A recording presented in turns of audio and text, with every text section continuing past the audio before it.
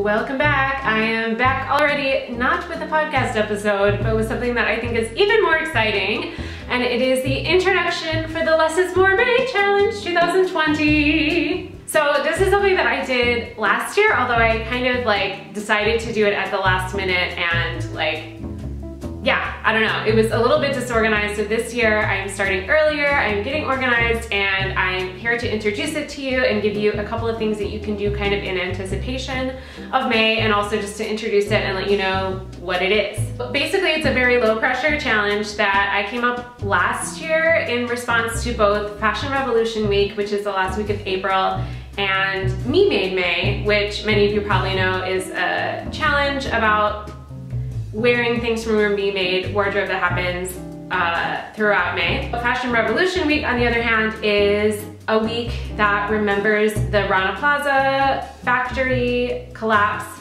that happened in 2013 in Bangladesh, killing I think around 1,200 people. I will link more information about that below if you want to learn about that. I also learned a lot about this and just like the problems in the fashion and textile industry in general from the documentary The True Cost. I highly recommend watching this. After I gathered all this information in late April last year, I was looking forward to Me Made May, and it was kind of recognizing some of the patterns that I see in the handmade world that seem to kind of like mirror the fast fashion industry. Mainly that I see a lot of makers have this really high output of things that they're making, and I can't even imagine like what their closets must look like. They must be full. And kind of what I was thinking is like, wait, like I know that making, a lot of people just feel like it's inherently more sustainable, but I'm not really sure that that's true. And yeah, just kind of, this was just born of my wish to really look at what I already had, what I had already made, what's already in my stash, and how I can use that and value what I already have and have a lot of fun with it, maybe like make new things out of old things, use what I already have, just like kind of breathe new life into what I already have instead of feeling like I need to always have something new or something different, or just, yeah, just kind of going against this like consumerist impulse and going more towards, yeah, like a more sustainable kind of thing. And I'm making that face because I think that sustainability is a big buzzword right now and nobody really knows what it means. But I also just started reading the book Folk Fashion, which I also highly recommend. I am only into the first chapter, but I am so excited about this, and it's the perfect thing to be reading right now as I launch this challenge. And there's a definition of sustainability in here that I really loved, and I want to share it with you guys, and it is that sustainability is the possibility that humans and other life will flourish on the earth forever. That's it. And I really love that flourish is in the title, because I think that making is really, and like exploring our creativity is really kind of like a personal way to flourish, which sounds kind of cheesy, but I think you guys know what I mean. You're all makers. And it's also a way of being really self-reliant and kind of building resilience, which I think, especially in these crazy Corona times, is something that we can all spend a little bit more time focusing on. Speaking of these times, I do also want to mention that I am structuring this challenge in a very low pressure way, and I will be providing you with lots of different ideas of how to kind of like use the challenge with whatever time that you have, whether that's 15 minutes a week or 15 minutes a day, or the sky's the limit, obviously how much you want to put into it. But I mean, also the idea is that you might take some of these like themes and explore them for the rest of the year or the rest of your life or whatever. So it is not something that is confined to May. Also, if you're watching this in the future and it's no longer May, do it, just start. So kind of my idea for structuring this challenge is that, first of all, there's this intro, and at the end of this video, there's a little part where I go to my closet and I kind of share with you guys a little process you can go through to start kind of get your wheels turning for this whole challenge. And then I'm gonna have weekly themes that we're gonna work on. And again, you can just work on them for 15 minutes a week, it's not a big deal. So the themes are, number 1 is mend, number 2 is repurpose or reuse, number 3 is stash and scraps, and number 4 is play. So that will just kind of be using whatever we want in whatever way we want and getting really like creative and crazy and coming up with something new. I will be sharing resources with you guys. I will hopefully be having lots of conversations with you guys. This will be happening over on Instagram is one way that we can all participate. I'll be posting there. I'll also be hopefully posting weekly videos here. That is my goal. But yeah, on Instagram you can use Less is More May and Less is More May 2020 to keep in touch there. I also have a Patreon that I'm technically launching next week, but it is already there, and I'm going to be putting more kind of exclusive content up on my Patreon if that's something that you were able to do. It would be nice to have a little bit of support because this does take a lot of time, but it's also something that I'm really excited about, so yay! Also, some of the kind of month-long things that you can do. This is what I did last year. Every day on my Instagram stories, I posted a photo of the outfit that I was wearing.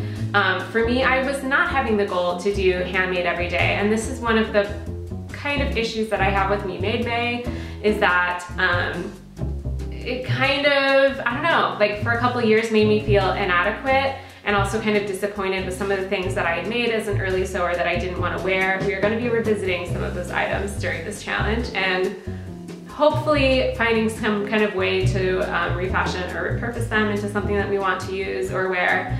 But yeah, it's about using what you have and maybe getting a little bit creative with what you already have, whether that's ready to wear things that you bought in a store or things that you handmade yourself.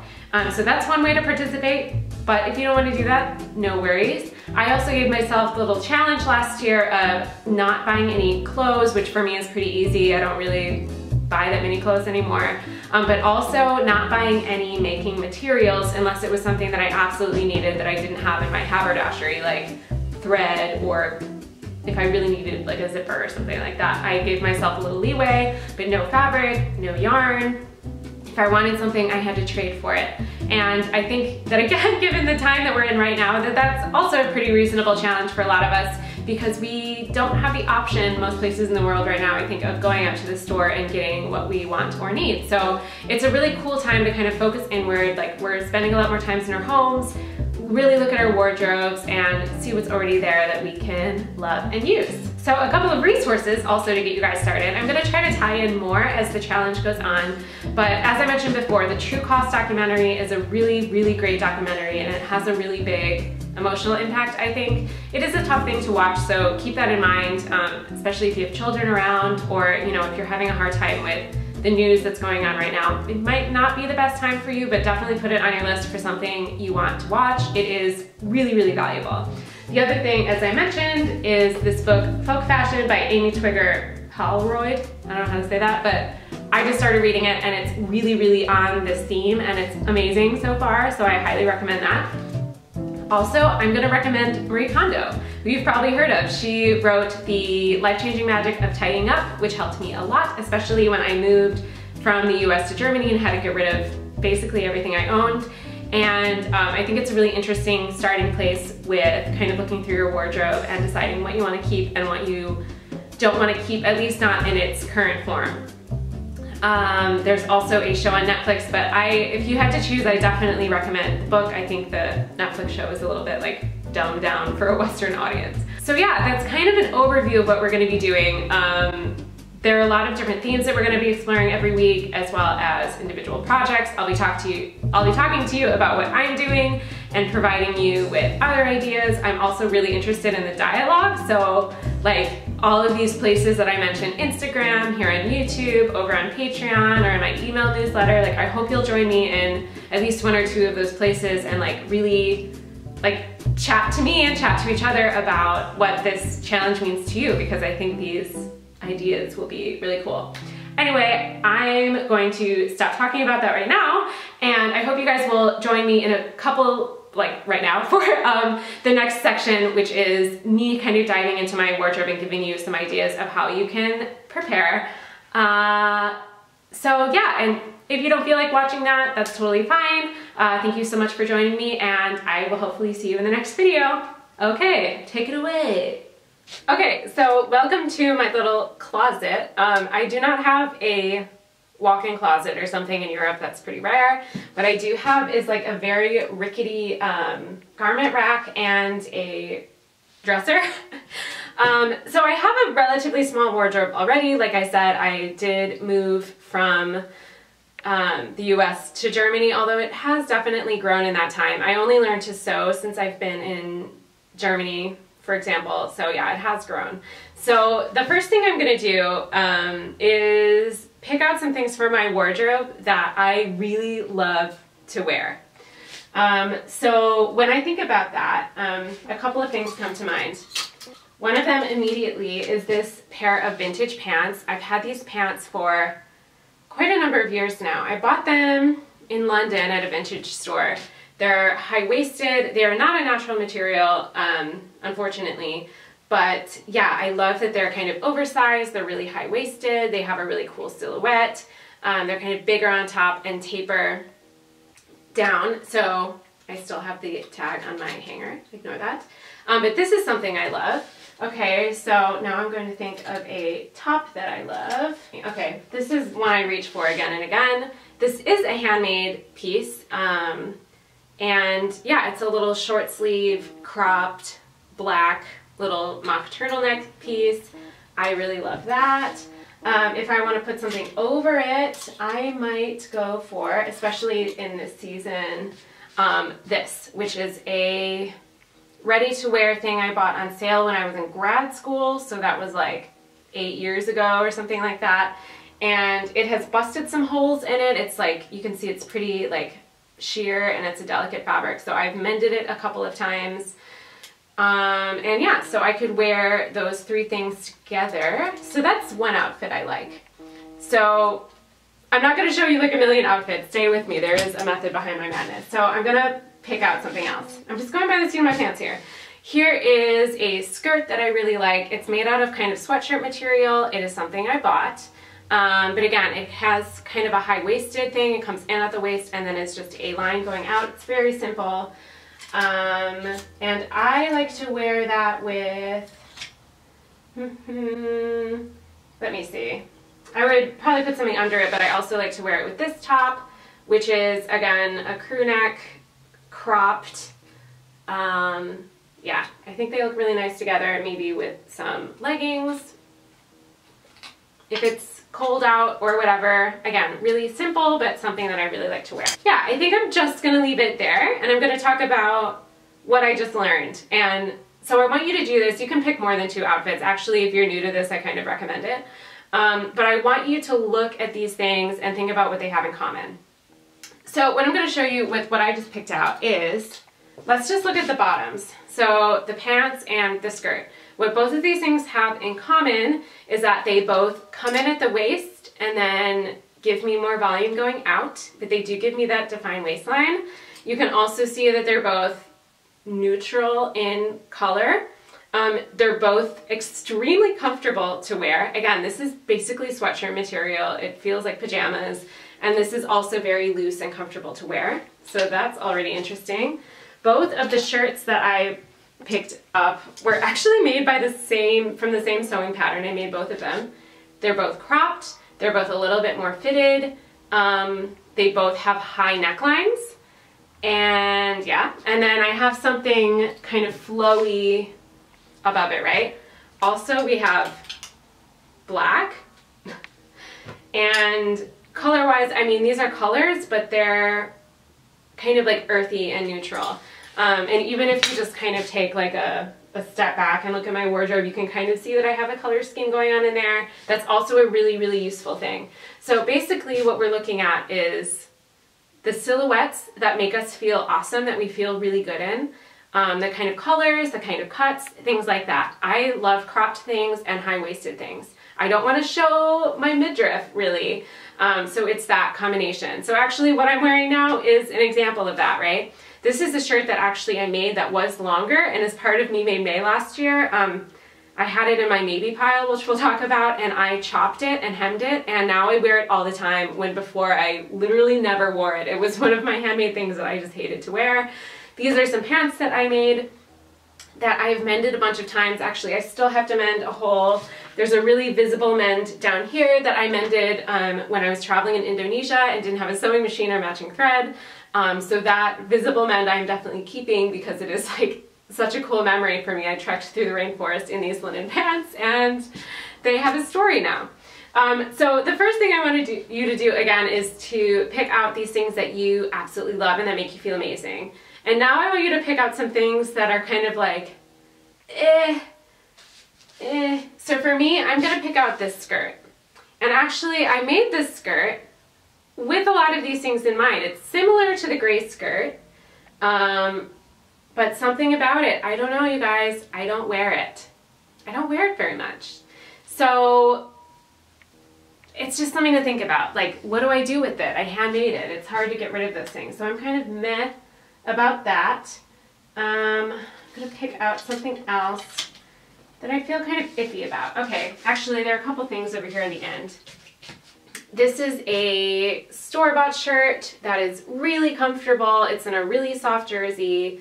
It has a lot of volume to it. It's really comfy, and I wear it on days where I just like don't want to put in any effort. But do I feel like really good and confident in it? No. And I would like to, so that's something to kind of think about. Is there something I could do there? This shirt is another one. This is something else that I made.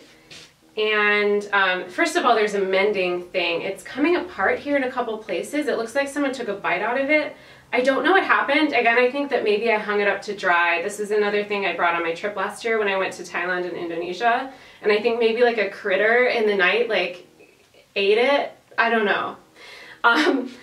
But anyway, it was like a really good shirt for my trip. It's just kind of a basic t-shirt, and you can knot it here. But I just find again that like I don't feel really great and awesome in it. So I have to think about what to do with it. Like, is there a way that I could just change the shirt to be more of what I want? Or could I repurpose the fabric? Should I rip it up? Whatever. So basically I want you to create 3 things with your wardrobe. One section is things that you absolutely love, you feel good in, you definitely want to keep. One pile will be the, I don't want this anymore in this form in any way. We're still not going to throw those things away, but we just want to separate them out. And then in the middle are going to be, and I think those 2 things are a little bit easier to decide, but it's this middle chunk, the things like this, especially the things that we made that we, for some reason, don't completely love, but are just not really sure what to do with. So I want you to just identify those things and literally physically separate them, because later in the challenge we're going to, revisit these things and try to see what we can do with them.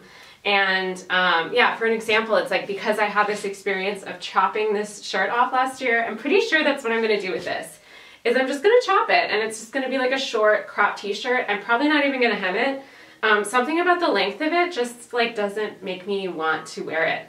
Another thing that we can do with these things in the middle is that if you want to do a challenge this month where you're creating a daily outfit, trying to get more creative with the things in your wardrobe, wear them together in different ways that maybe you haven't thought of before, just to like play and experiment, you can try to work some of these things in, and maybe when you combine them in different ways, that'll give them fresh life, and you'll realize like, hey, I actually do love this, or maybe you just want to change it a little bit, and maybe some of them will actually go into that pile of like, no, I actually don't want to wear this in any way, shape, or form, and then we'll really decide how to do those things.